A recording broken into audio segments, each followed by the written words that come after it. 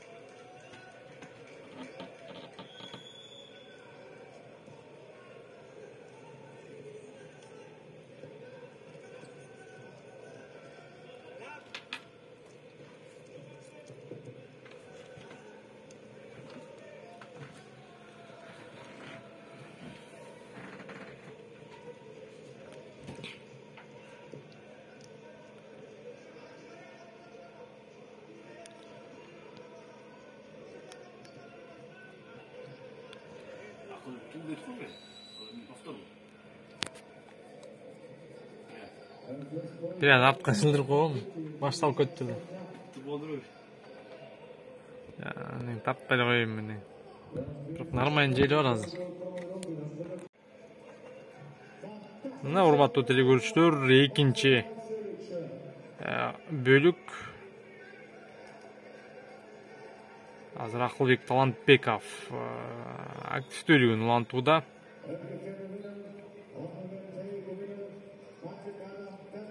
Өтө жакшы атаандаштын артында Телекке каршы өткөрүп алды. 7-1 ортодогу айырмачылыкта 6 упайга чейин өсүп кетти. Эгерде түркиялык балбан дагы 1-2 упай иштеп таба отурган болсо, анда беттеш ушул жерден токтолот. 8 балбан бул дүйнө чемпионатына баргандыгын айтып өтөлү.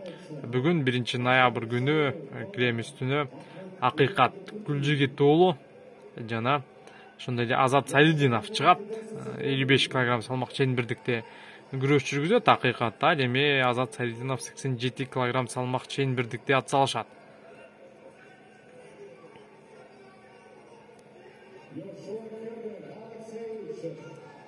Өтө жакшы 4 упай.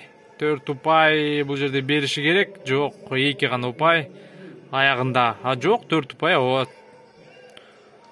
Алгач калыс 2 упайды көрсөтүп, андан соң 4 упайды берди. Азыр түшүнүксүз. Бизде таблодо улам эсеп көрсөткүчтөрү алмашууда. Бирде 2 упай, бирде 4 упай. Жыйынтыгында калыс кандай чечим чыгарды? Алгачкы аракетин үчүн 2 упай, андан соң айландыргандыгы үчүн дагы 2 упай. Ошентип жалпы эсеп 7-5. Жакшы. Ортодогу айырмачылыкты 2 упайга чейин кыскартууга жетишти.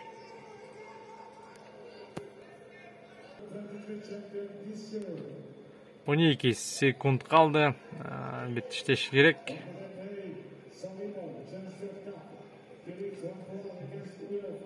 Чындап, өтө физикалык жактан күчтүү экен. Түркиялык спортчу Эрген жана 1,5 мүнөт коргонууда өзүнүн мыкты деңгээлде көрсөтүп, бул беттеште жеңүүчү аталды. Телекке каршы Талантбеков жеңүү ызасын тартууда. Ассаламу алейкум, урматтуу мекендештер. 1 ноябрь күнү Сербиянын борбору Белград шаарында жаштар арасында спорттук күрөш боюнча дүйнө чемпионаты башталды. Жана 77 кг салмак чейин бирдиги Акылбек Талантбеков күрөш жүргүзүүдө. Алгачкы раунд, мына алгачкы раундда түркиялык атаандашы партерде иштегенге мүмкүнчүлүк алып 5 упай иштеп тапты. Акылбек Талантбеков атаандаштын артын өткөндүгү үчүн 1 упай жазылды. Азырынча 5-1 эсебинде Телекке каршы утулууда белгилеп коелу, урматтуу телекөрүүчүлөр. Ой Азамат атаандашын бир ирет накат жасап дагы 2 упайды алды. Бирок калыс эмнегедир бул ирет упай көрсөткөн эмес экен. Таблодо дагы болсо 5-1 эсеби жазылууда. Буга чейинки аракетте толук түрдө айландырууну жасагандыгын көргөнбүз, бирок эмнегедир калыс ал жерде эч кандай упай бербейди.